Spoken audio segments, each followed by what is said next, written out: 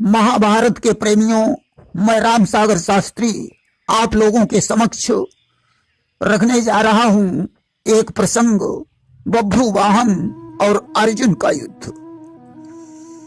देखिए, जिस समय अर्जुन द्रौपदी के साथ विवाह करके घर लौटे और द्रौपदी 5 पतियों की रानी बन गई, उस समय देवर्षि नारद ने आकर यह नियम लागू करवा दिया कि 72 दिनों से पहले कोई दूसरा पुरुष द्रौपदी के महलों में नहीं जाएगा।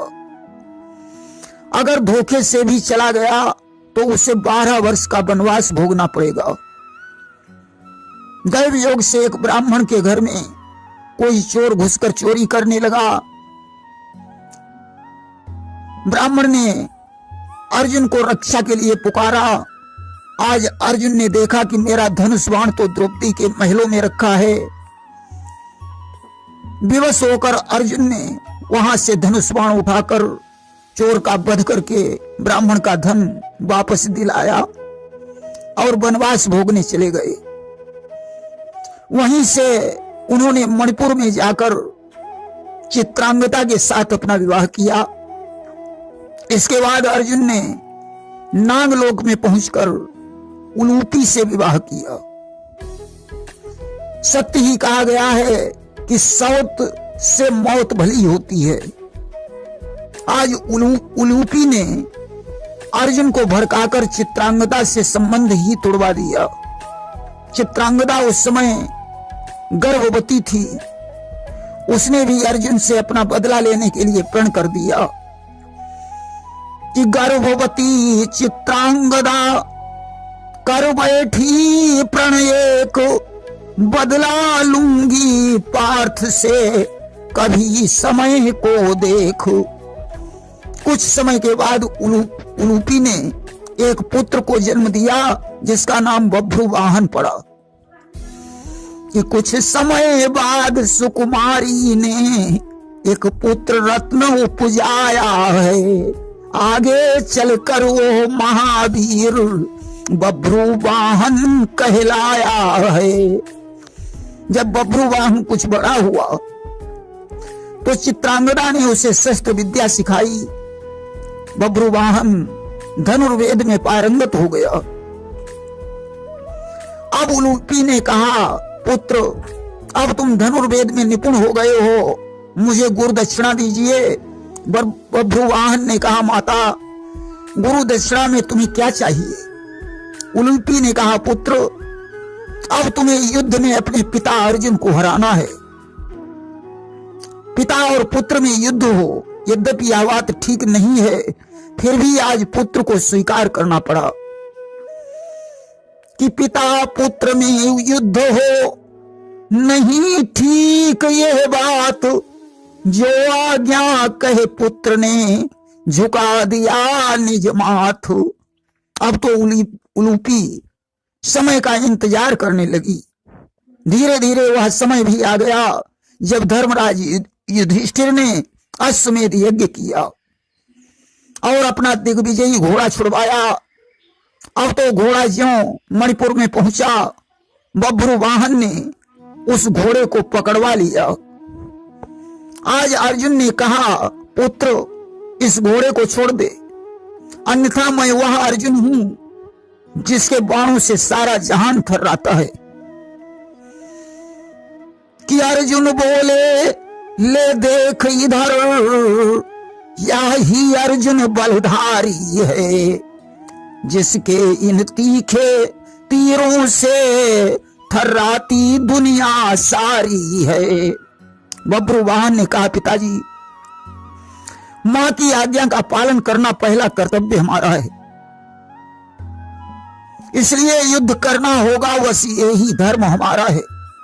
माफ करना पिताजी, मैं माता की आज्ञा का उल्लंघन नहीं कर सकता हूं, अतः मुझे आपसे युद्ध करना ही पड़ेगा।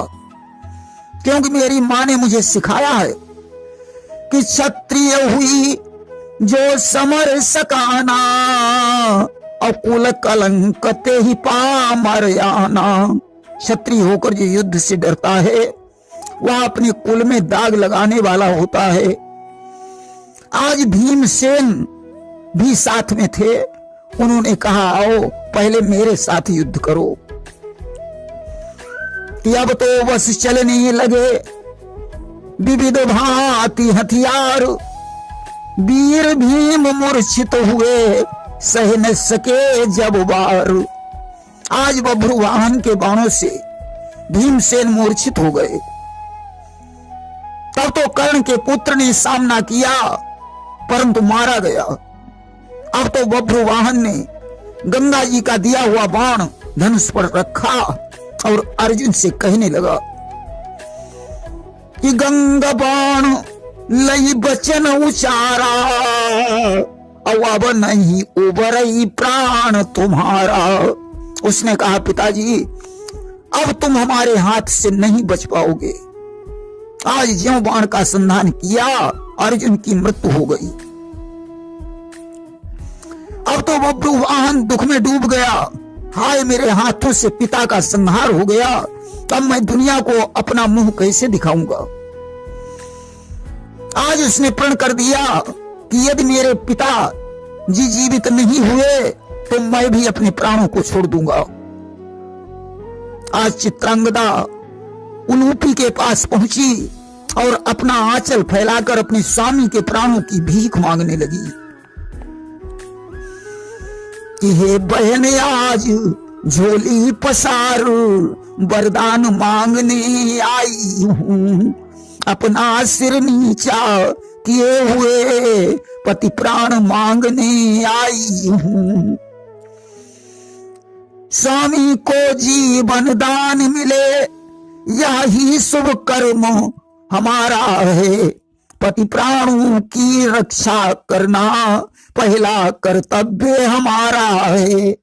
सत्य कहा गया है पत्नी का जीवन उसका पति ही होता है। बिना पति के पत्नी का जीवन बेकार है।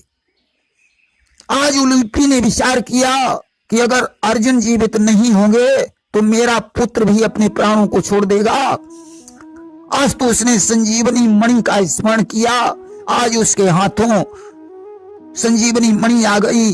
उसने ज्यों वह मणि अर्जुन के सीने से स्पर्श की त्यों ही चमत्कार हो गया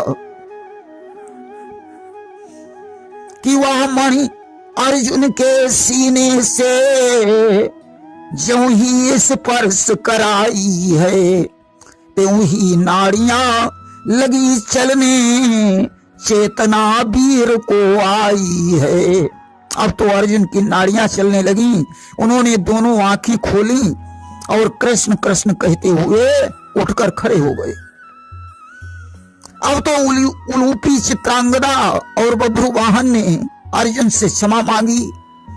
आज दोनों पत्नियों और पुत्र के सहित अर्जुन हस्तिनापुर वापस आए। सभी ने यज्ञ में भाग लिया।